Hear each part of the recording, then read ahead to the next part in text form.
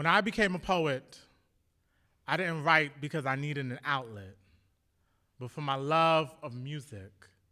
That if I couldn't sing, I write the songs, and just like the first time you get high, the first time I wrote a poem, my body became a cloud. My brain smoke signal a dopamine. I never knew that if this is what it means to be a poet, then this is what it means for the world to know you're alive. But recently, my friend passed away. Our friendship, old enough to drink, the earth didn't have enough oxygen to keep him breathing. Strangers found him in the tub, left the same way he felt, alone. And to be a poet is to hear a tragedy, attempt to find the stanzas inside of a corpse, to write out a bar before the body was placed in the ground. That I don't know if I'm angry he's gone or sick I have something to write about, thinking that he will send me a sign. But ain't that selfish?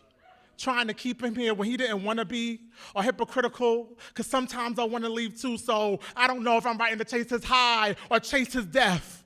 At the first time we met, I do not remember it, but I do know we were inseparable after.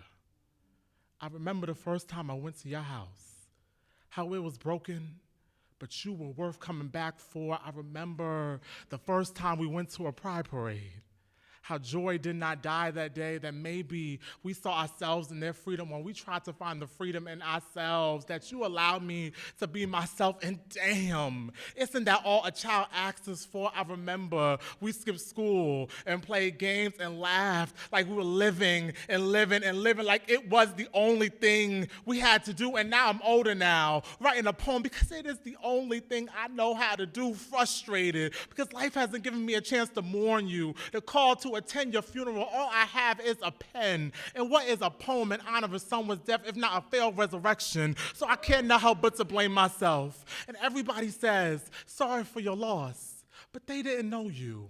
And I'm struggling to believe that I did either, because life and poetry will make you feel like you have time enough for both. So regret and space is all that I'm left with. And I can't believe that I will re-find that high, because all my poems lead back to you in that tub.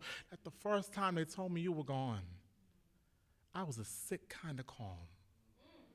A prayer hands too late, too frozen, a cry that you made beats and I made poems.